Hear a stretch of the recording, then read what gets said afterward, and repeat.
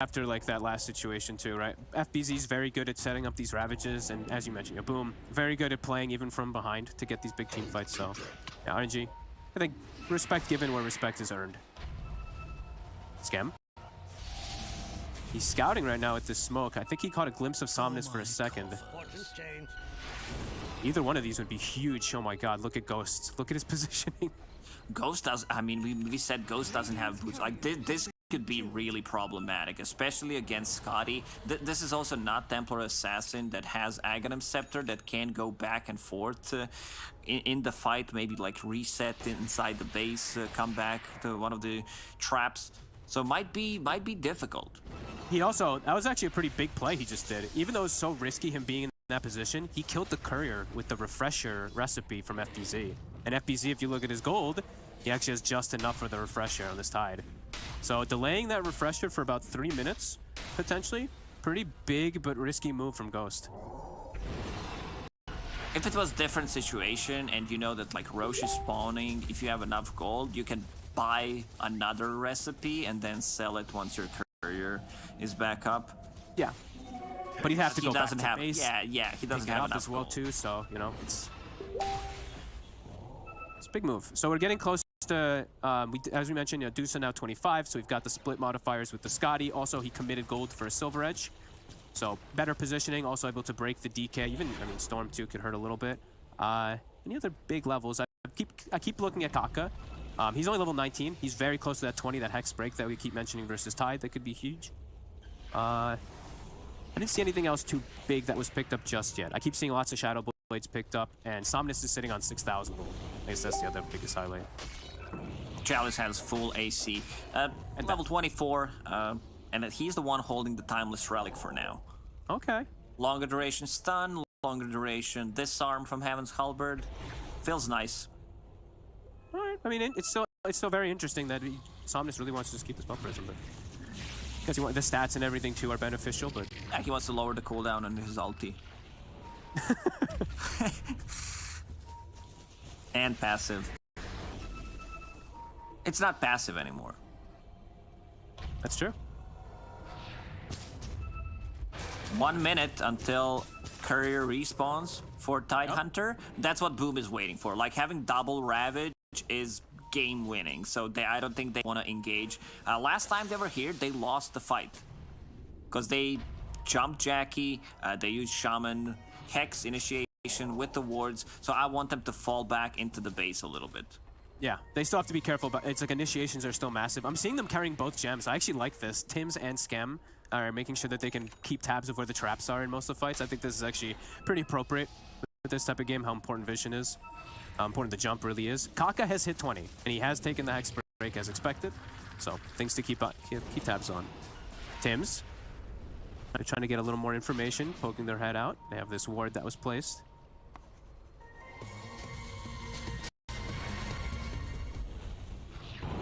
This is a damn good refresher. It's a really happy. Yeah.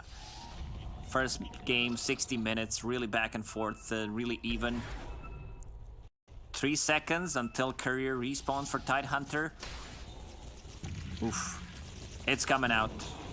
I can see something moving in the base.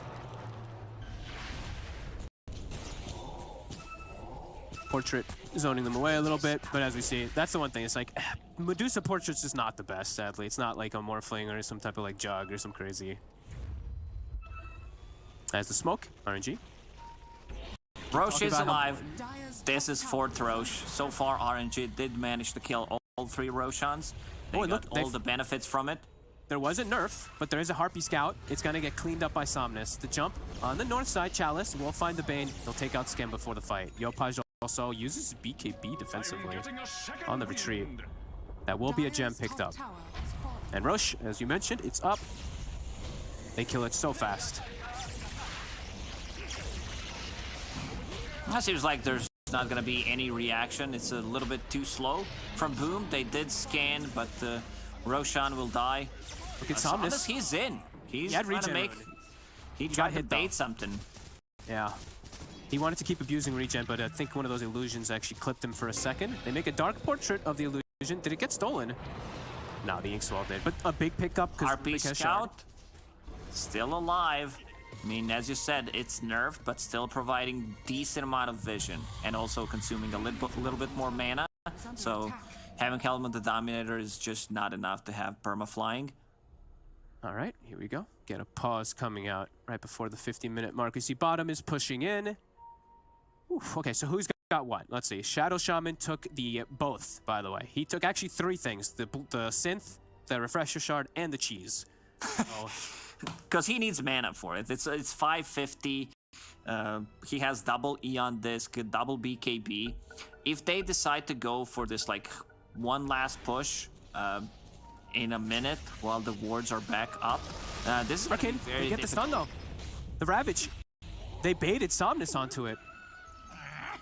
He did pick up the rune, however, didn't use it, so we'll have it. FBZ uses pressure immediately. I love this. I love this spot. Like, they need to find people. Somnus, he does have a buyback. Is Ghost gonna look at Ghost right now? Silver Edge bottom. Such a risky place to go. Or maybe this is the safest place to go. The riskiest place becomes the safest at these type of points. That's why I love you, Fog, because you're so smart. You always make the best out of the worst situation. Right? Like, because normally, like, maybe when I go hit some Ancients or something, but if you're like, look at this, like, who's gonna expect a TA down here, right? No one. He's still hiding there, and they know it's being pinged out by FBZ. Something fishy is going on. 50 seconds without the Storm Spirit. Last time Jackie did this, he just straight up died. Let's see how they approach this one. Dragon Knight also ready to jump in. Shaman Ward, Storm with the buyback, and they're gonna get the big zip onto 2. BKB on Lina. Jackie's just dead again, and they need to chase more. Lina, no BKB available. This is gonna be a disaster fight for Boom. You just said it, right? He died just right there before. Exact same scenario pretty much happens. Kaka just BKBs, jumps in, grabs him, drops the wards. They commit every single spell onto him, and he does die. And as you said, you know, they pop the refresher instantly on Kaka. He'll have the follow-up now for the next push. I think he actually popped it for the BKB, but now he'll have the wards now for this push too. But it was a buyback. Using a high ground like that is just always going to be problematic against the Storm Spirit, against the Shaman Dragon Knight. Any instant initiation can make a lot of difference, and like Chalice is just massive on the Dragon Knight at the moment. They will drop the first wards. Eats the cheese just to be able to pop it and have his spells afterwards. Has full mana now on this. The jump, the Inkswell Tide. We'll stop Chalice for a moment. The wards continue to do their thing onto the buildings. Rain tracks is dropping. Chalice will get fireballed back by Tims. The Rax will go down. There's still a tier 2 tower on the top lane, so they can't go for megas. Lina dead for 30 seconds. Boom is definitely fine with not taking this full fight. Full Arcane Blink now on Somnus on the Storm Spirit. Swift Blink TA, hitting, as we say, critical masses. Do we have Overwhelming Blink as well? Just to have all 3 of them? Chalice might pick it up next, so we might get all 3 of the upgraded Blinks on one team. That'd be pretty cool. But yeah, Initiation still continues to seem to be mostly everything in this game. It's like anyone who gets like that initial jump seems to be getting it, because it's like, how do you prevent them when you have all these BKBs? The way RNG is jumping when they see the Dusa is 3 or 4, I think like 4 heroes actually. 4 heroes pop BKB and everyone hits the Dusa while she's controlled. So there's nothing that they can actually do to prevent it. They can lift the Dusa and move her, but they can't actually stop them when they're BKB. To sleep on Kaka. And on disc, BKB to turn. Soulbind onto 2, but they both BKB and they actually will turn and grab Chalice. Okay, keeping him alive, but yeah, they will get the bigger kill. They got the Chalice. Double Ravage is available. What's Medusa's next item here? Like, she can sell Power Treads and get a higher tier item. 5,000 gold in the bank. Does she get like Satanic, or does she get more damage? Go for Daedalus? Sorry, maybe even Divine Rapier? Not sure, because maybe also just is thinking the Ags, eating the Ags could also be good just for the reflected bounce back of the Snake in some situations, because they do have a lot of these targeted spells. They are always BKB'd though, so I'm just like, yeah, I'm not sure what he might go for. Maybe just as a straight just Rapier, could be. But he's dying though too, so I'm like, he does get focused. Yeah, it's a difficult one because like he doesn't have Satanic, so he's not gonna say squishy because it's Medusa, but we can see if she's isolated, she just straight up dies. Yeah. And also, I think it was quick thing, just so you don't. They don't have a glimmer. It was a trickster cloak on Kaka. Oh, okay. Yeah. I was looking. I was like, wait, who? These guys, everybody's bought kind of greedy on the side of RNG. So I was like, wait a minute.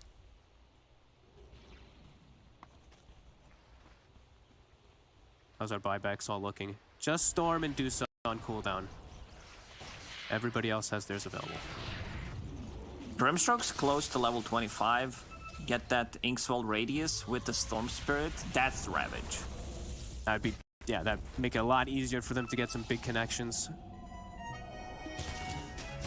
But yeah, Dusa, they're still pinging. They're like, that's the win condition if we catch her. Jackie's actually going for Lincolns. Okay, so I guess those like instant disables and stuff. If he's able to prevent one and he gets his BKB off, they can actually turn most of those situations where he's just been burst from full to 0 in the control. If he gets BKB Stone Gaze off, they'll be able to defend him. Another long game. Last game was 61, 62 minutes. This time around 56. We're in tier 5 territory. Oh yeah, I mean last game we didn't even get a single tier 5 because of the base race or the throne, but let's see if we do this time as smoke comes out.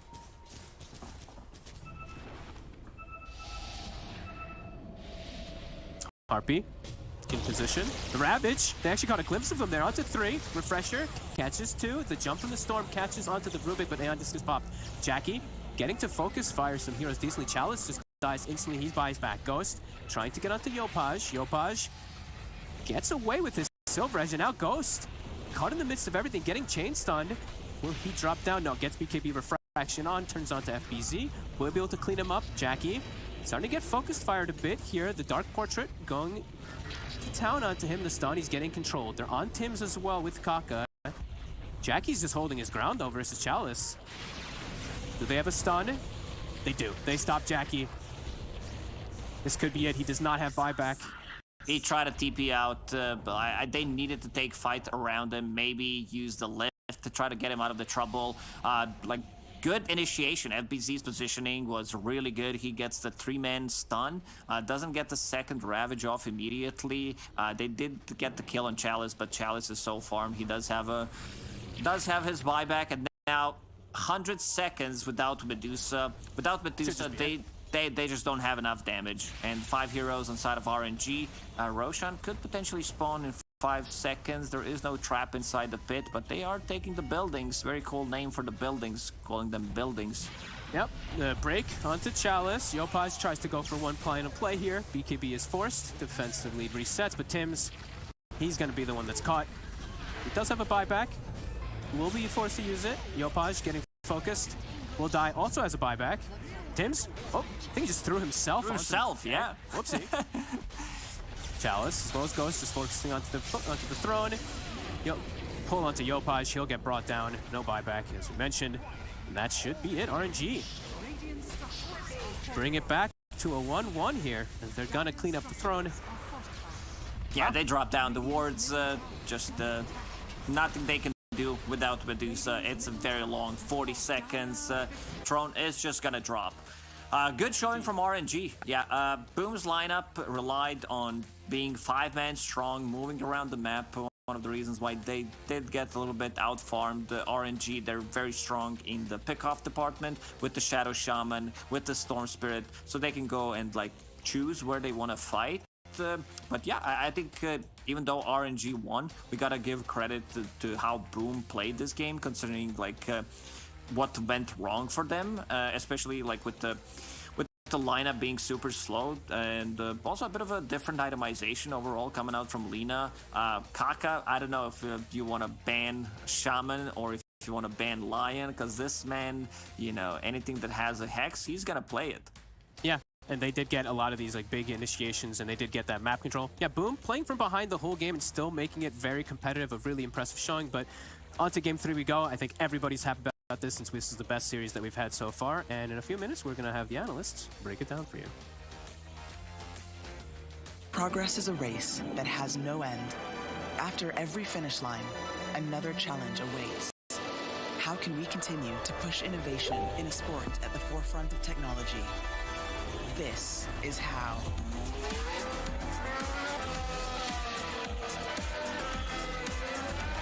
Discover how Aramco and the Aston Martin Formula One team aim to meet Formula One's sustainable fuel targets. Aramco, powered by How.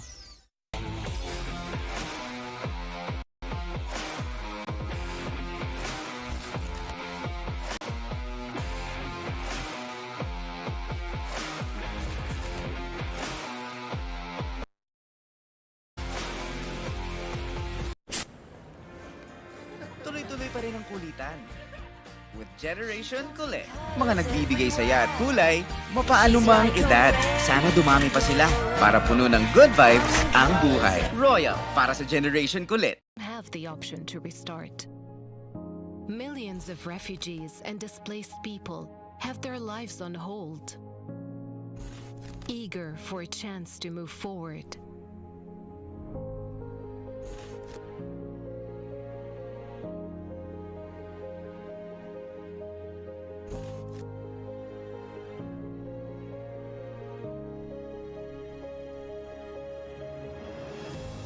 There are 84 million people around the world who were forced to flee due to war, conflict, violence, persecution, and climate change.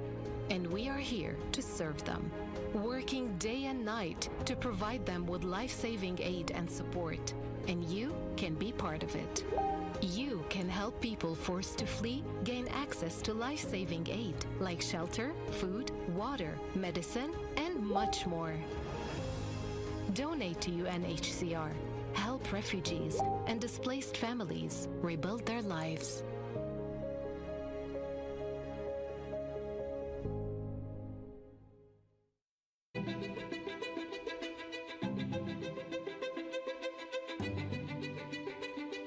The divisions in the world are stark. Recent years have shown some of the largest natural disasters ever in history. And that really hits hardest the people who had the least to begin with. These people need help. It would be a real tragedy if all these advances in science and health and technology only benefit people in a position to pay for them. There should be no lesser standard if you happen to be poor. These problems can be overcome.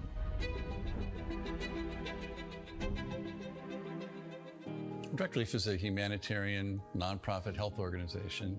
The focus has been on the least fortunate, most vulnerable people. On a good day, things are tough for a lot of people in this world and in this country. And what we can do is mobilize private resources for their benefit and make it available free of charge.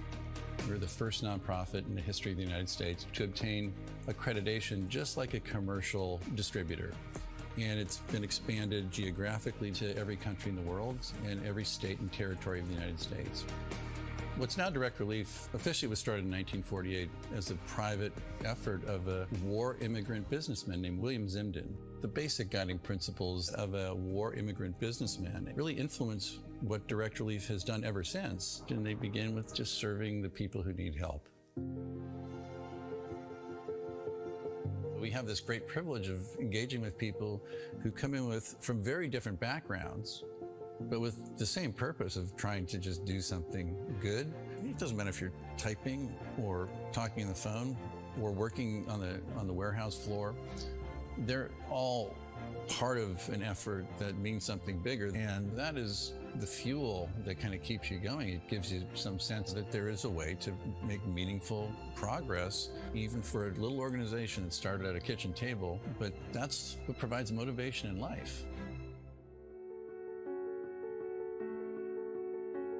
The notion that many people, just by virtue of where they're born, the color of their skin, the country they live in, they're going to get sicker, they're going to stay sicker longer, and they're going to die sooner. That's pretty good motivation.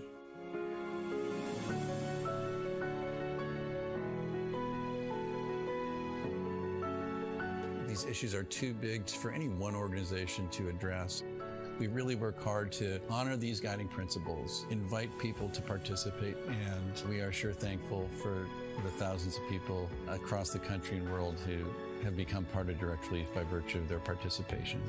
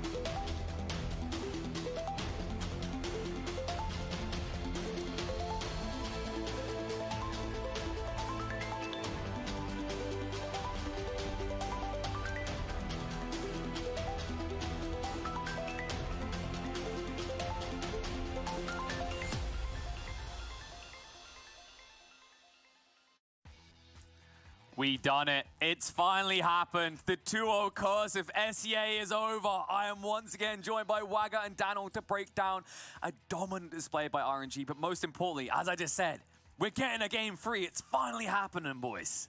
Yeah, and a good series to have a game 3. I mean, both these games going the distance, they're fighting it out. Both these teams really want to take the victory, get themselves into that grand final here.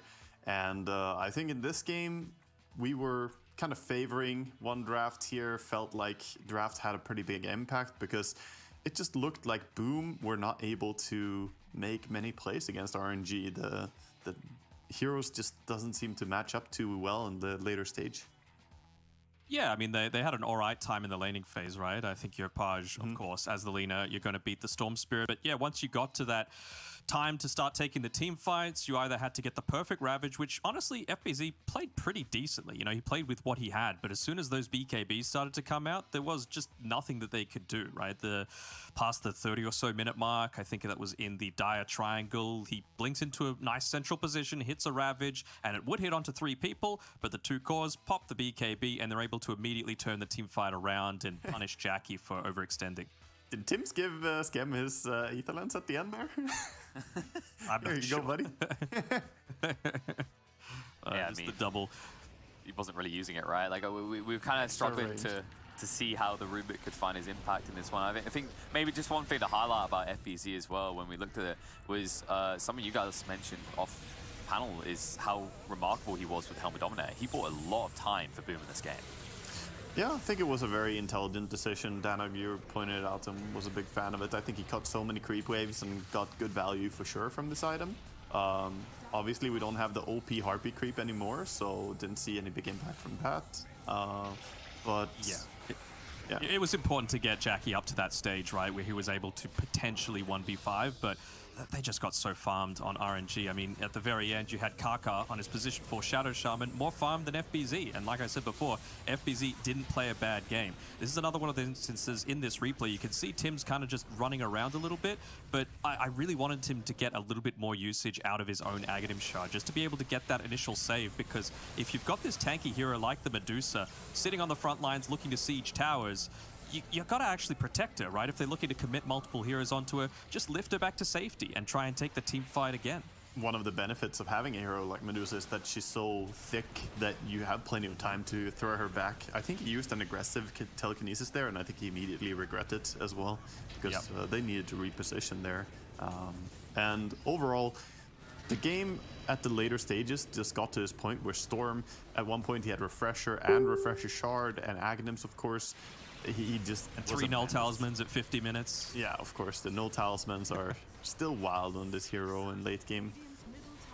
It's too good. It's way too good. But yeah, I think the big thing for mine about Boom's draft is that it just felt very one-dimensional. Like you had one way to be able to start team fights, and the few that they did take, which would have been in a decent area with the timings that they had, unfortunately they just like walked up in smoke into a few of the more obvious areas. Perhaps if they went for more of the wraparound, could catch some off onto the backsides with something like that Harpy creep with the Helm of the Dominator, they could have got that early pickoff that they needed to actually take a more advantageous team fight. But it's never happened. I think this type of draft can work, but if you're running a Tidehunter, if you're running a Medusa, this type of Death Ball 5-man slow stuff, you cannot be against hyper elusive cores. Like, DK with Aghanims can fly around. He can leave very easily. He doesn't have to stand next to Dusa. Storm Spirit, did you ever see him standing still? He's just zipping around. You can't kill that as Medusa. So then you're left fighting one thing, and that's TA. I mean, yeah, Dusa does generally win against TA in a fight out, but it's not really like, oh, I'll quickly kill this, especially after level 25. Yeah, and the Lina even helped that a little bit, right? She went the Witchblade for that damage over time, just attacking very fast as well in general, but it just wasn't enough. I really liked what draft RNG were able to bring to the table, and even the Grimstroke, right? Last pick overall in the draft seemed to be pretty damn impactful. You know, they're eventually getting into the Aghanim Scepter against the Medusa. So useful right? against Tide, that silence from Grimstroke. Yeah, and it felt naturally, right? Like we were talking once the game went live in the background about how it kind of slid in. It didn't feel forced at all. I think one cool thing is they could force objectives, right? It felt like RNG had clear win conditions here. Take towers, take Roche, whereas Boom, was it just all on this 50, 60-minute game, which admittedly we were getting too close to, but it's the question mark of how you get there in good shape, right, Wagga? Yeah, for sure. You need to be there. And you need to be able to, you know, get something done at the point that you reach there. This game just felt like it was inevitable that they were going to fall behind. Boom just didn't really have a serious threat to pose against RNG. Yeah, maybe if you got a slightly earlier refresher timing on the Tidehunter, you know, he was forced to go into this Helm of the Dominator, then he was forced to go into a Heaven's Halberd just to make sure he wasn't dying super early on into the piece, and it just, everything came out slightly slow. I don't think we even saw... Did Boom take the first Roshan? I think they might have, but ever since then, everything was RNG, right? Just with the Mass Serpent Wards plus the meld, it was just so quick that they were able to take it every single time on RNG. And, you know, I guess we got to start thinking about, like, MVP stats. Like, who do we feel like was the standout player here? Because I think RNG overall, it was quite an equal carrying between all 5 members, right? It wasn't like last game where we had 2 members, one from each team, that we were like, these are the godly lads.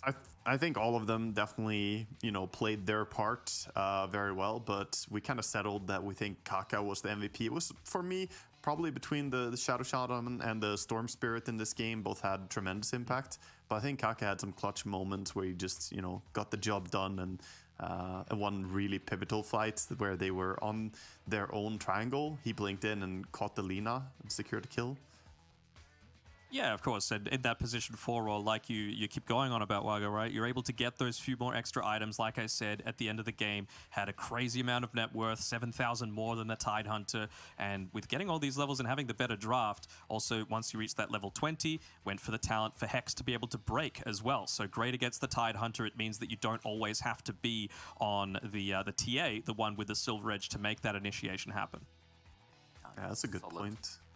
I'd just say solid holding. We saw it in the replays, right, around mid when Medusa was pushing in. It almost just felt like that was the bane of Boom's existence. Every time it looked like they were going to find a way back into this, they just run it down mid. And miraculous holdings from RNG. I mean, it just shows you how frustrating you can be with a combination of a Storm Spirit and a Shadow Shaman in a lot of these defenses.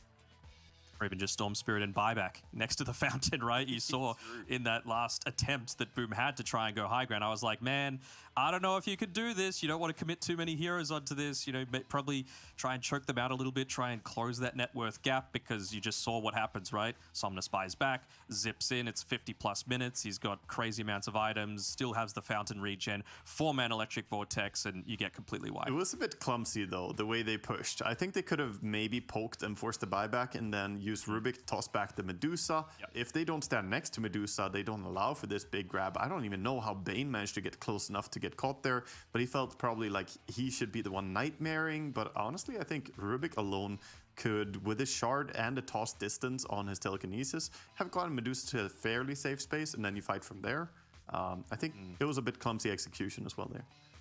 And that was the Bane with the 2 Aether lenses as well, right? So he had double the cast There we range go. at the very end of the game. So, yeah, it was a little bit like some of the positioning was slightly off there by Schem in that game. But it was a high-pressure environment. Again, a game that approached that 60-minute mark. And if you ask me at the very start of this bracket, these are the two teams that I would have expected to see at this point. And to be perfectly honest, they're the two teams that I expect to see facing off in the grand final. It's just a matter of, is it going to be Boom moving on from the upper bracket?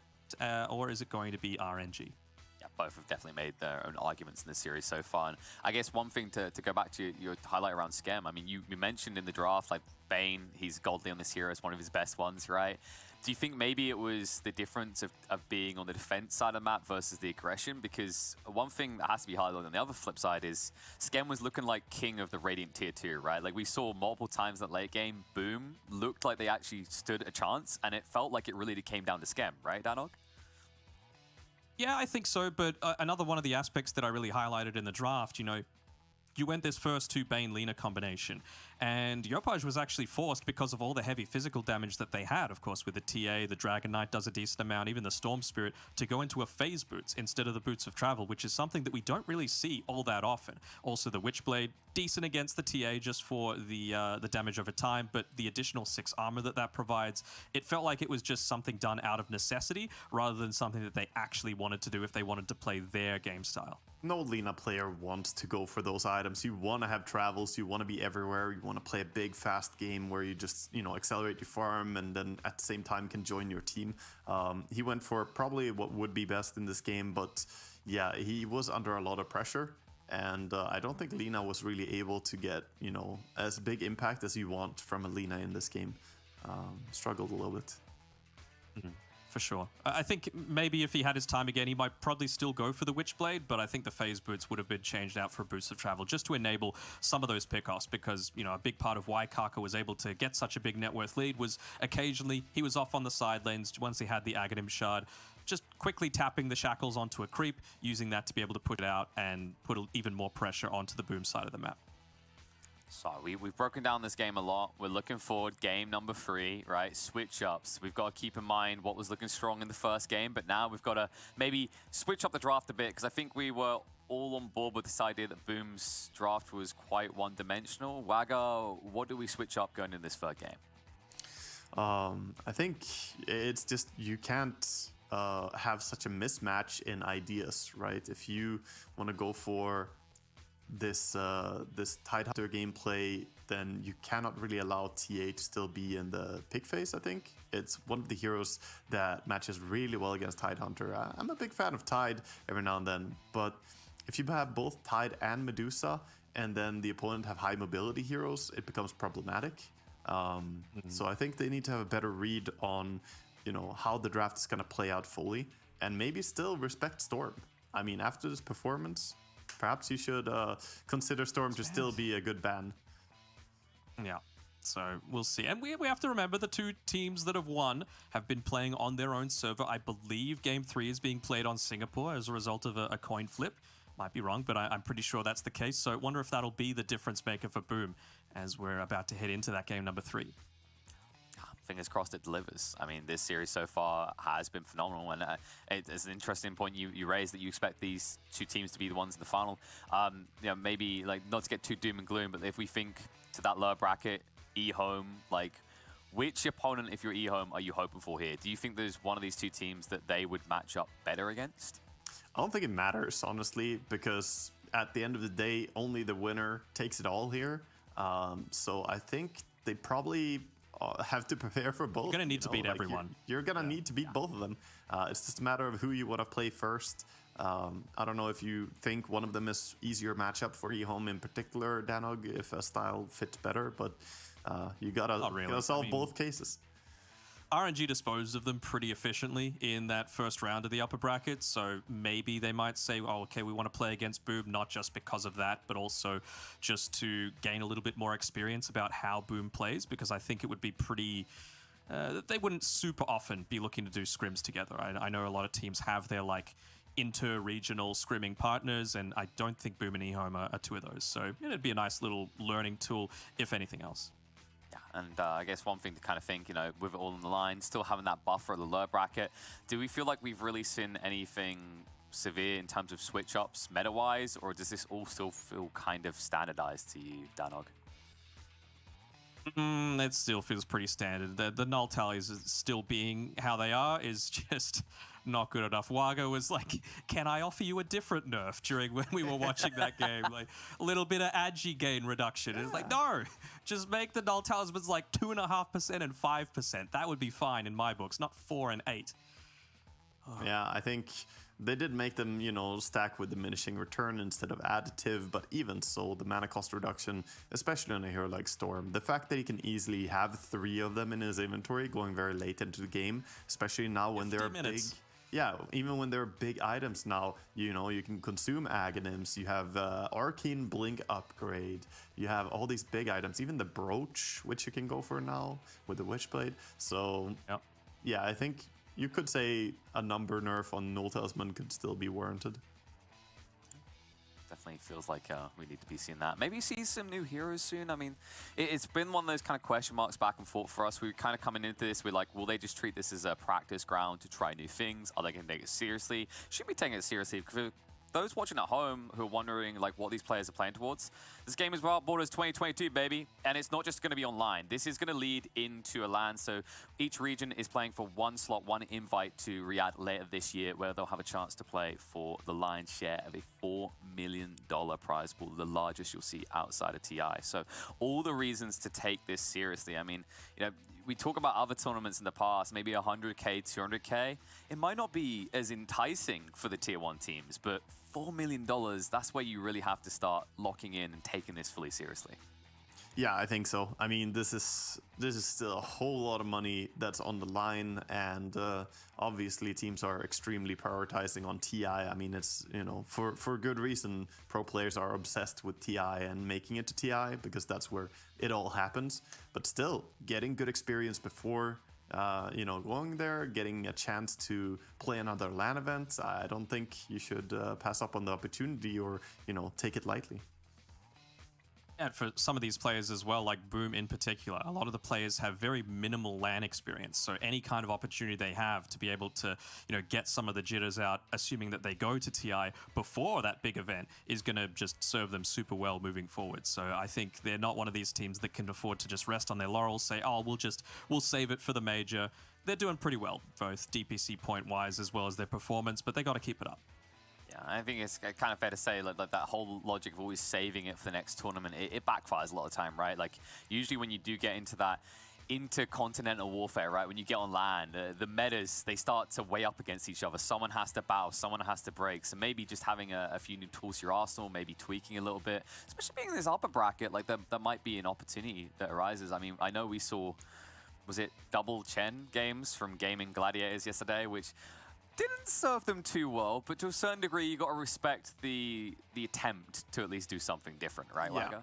They're wanting to try and play the patch and try and play some new stuff, experiment a little bit, which, is definitely what we want to see. I've been saying it. I want to see some creativity, some innovation. We're also seeing a bit of the tried and tested stuff. We're still seeing Medusa, still seeing the Storm and TA being played, even though there have been nerfs. But I think, in general, you want to find just the right amount of creativity. You don't have to go completely crazy, play like, oh, let's go with this completely different idea. It's just, I think now with Tiny and DP being nerfed a little bit, you should change up your first phase bans a lot. Like heroes like Storm, who can be so problematic, I think they should go in the bin if you don't have a good solution or plan. Minor adjustments in your draft that need to be made. Yeah, and I mean, Boom are obviously prioritizing things like the IO, which is still incredibly strong. Pugna was prioritized by RNG in that game number 2, which is understandable. Things like Coddle as well. I honestly think Coddle isn't too bad if you let it through these days, just because, if the Storm Spirit's not in the game, that's obviously the hero that gets enabled by it the most, and they even gave it some slight nerfs to that Chakra Magic as well. So I don't think it's necessarily first ban potential when you can see something like that Storm Spirit take over the game. But, I mean, Kaka's been able to do it on a Shadow Shaman, which it's like high tier, but it's not that broken level just yet. There's a flip side to what you just said, though. Even though Storm is a good combo with Caudle, he's also one of the best tiers against Caudle, so Caudle can become easier to pick and not get punished for, since his one weakness is stuff that jumps him, and if Storm already is banned, and then you pick Caudle, then that's one less hero to worry about for you.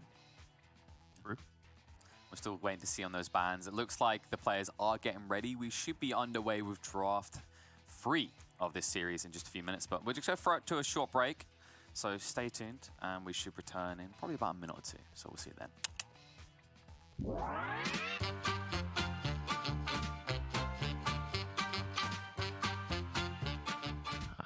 Maelstrom. I mean, it depends because fully can also, if you pay carry, something like you fight against BL, if you pay mid, you need to Maelstrom because no need to buy a lot. I mean, the expensive item. Maelstrom. Maelstrom. Maelstrom. I think Battleful is just so buzzed, man. But Maelstrom's probably better most of the time. Maelstrom, for sure. Battle Fury. Maelstrom, no doubt. If you're buying Battle Fury, I'm reporting you. Power Traps for Monkey King because you need a lot of attack speed for it. Power Thread. Power Thread. Power Threads. If I would support Monkey, so I don't get boots. Oh, I would always say power threads. I mean face boots, but nowadays it's actually power threads because of Battleful, I think.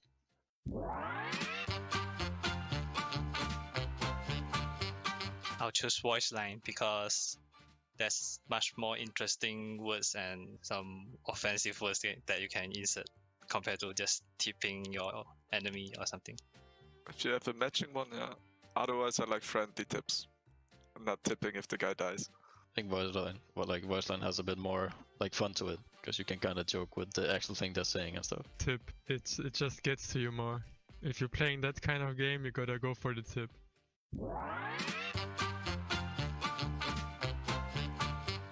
Mask of Madness. I like Echo Saber. Echo Saber. Echo Saber. Both. Don't play that shit. Mask of Madness. You can do both, I think. That's not too bad.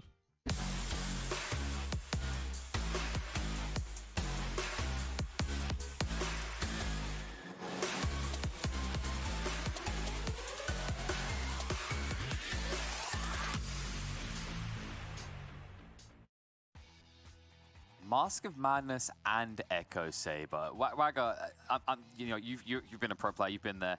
Explain this to me. Are they saying that they're waiting and buying both of them at once? Or are they just going 1-for-1? Is it a true Chad move that I'm witnessing? Yeah, just save up your money and then double purchase, you know. Danog likes when you save up gold and buy everything at once. I love it. Yeah. Love it. Yeah, please, sit on 5,000 gold, which aren't going to help you in fighting or farming. I love it. Yeah. No, I think I would be also team both for that, you know, Echo Saber and Mask of Madness. Hell yeah. Hit fast, hit hard, slow the enemy. Good stuff. Danog right now is just looking through his support items as a Sven support. He's like, I don't get Mask of Madness usually, nor the Echo Saber. I wonder if... I kind of want to see Sven support come back. They gave some nice quality of life changes to him as that, right? Just to give that little bit of extra armor, a little bit of extra movement speed. So it could be an option, you know, just go like drums or something like that. You should watch my friend 2B Dota play. He was already playing support Sven before this patch. I can tell you, I already talked to him about support Sven. When I read the patch, I went into Dota. First thing I see is 2B playing support Sven. Yeah, he goes for the drum boots, Did he win? by the way. Drum boots and charge. It's really strong. Did he win, though? That's the question. He's winning a lot with it, yeah. It's surprisingly strong. I mean, that's impressive. I've been catching him play a certain other MOBA, but the fact that he's still managing to trash people in the high-level pub games, you always love to see it. Boys. For those that aren't aware, there is a little bit of coordinator issues, so thank you, Daddy Gaben. It's not just for one team, it's for both, so can't blame anyone, can't blame servers or anything like that. So I'm keen to see us resolve that one because, I mean, those first two games, they were so hyped, right? Yeah. 60-plus minutes and then almost 60 minutes coming down to the wire in that first game. Without draft, without even server considered, who would you say, based on what you've seen for the performances, Wagga, as to who would be able to push it across the line? I think overall I feel like Boom are playing better, but I think that they are also little bit more prone to the draft issue there. I think the first game they outplayed pretty hard. Second game they also had moments where they outplayed, but they fell a little bit short in just the strategic part, the planning part of the draft. So I would still say I'd probably favor Boom. Yeah, like you can have the best players in the world, but if your draft is absolutely terrible, then it's not going to work out. Not to say that Boom's drafts have been terrible, sorry Mushi, but RNG are a team that can capitalize on even the smallest mistakes. So you and I both have like this checklist that we need to go down to see what's a good draft, and Boom were unfortunately lacking in a couple of areas in that game number 2. Was an interesting thought as well. Do you feel like RNG forced that awkward draft from Boom, or did they kind of just dig their own grave in this situation? I think it was quite a lot of dig your own grave moment there. I think RNG were just kind of happy when they realized, when they saw what was happening, like, oh, this looks like kind of slow, kind of, immobile. We can play against this. And then they ended up get our BKBs against this. Yeah. I think that was the big thing, right? Like the Rubik Tide pairing together was the most questionable part of Boom's draft for mine, right? I think you could pick one if you're going to go that secondary save with the Rubik, and I feel like you can go the Tide Hunter because, you can lock people down early on, you're decent enough in the lane, they banned out some of the bigger counters to it, but it's just A, so cooldown reliant, B, neither of them really want to be that, like, consistent frontliner, and FBZ was unfortunately forced to. He tried to make the best of a bad situation with the Helm of the Dominator, but it just wasn't enough. Yeah. I think they were just a little bit unprepared for the response that came in as well. When they went with this and then also finished that up with the Medusa, it just felt like it didn't really gel against what RNG were running. So I think it's a good draft on its own. In a vacuum, it's a pretty fantastic lineup. It has a lot of the things that I want. But if you look at it versus what they were playing against in RNG, you need to sometimes take more respect to what the enemy is picking. There's a huge mentality thing for drafting in general in Dota if you want to adapt or if you want to have your own style. And I think here you needed to adapt a little bit more.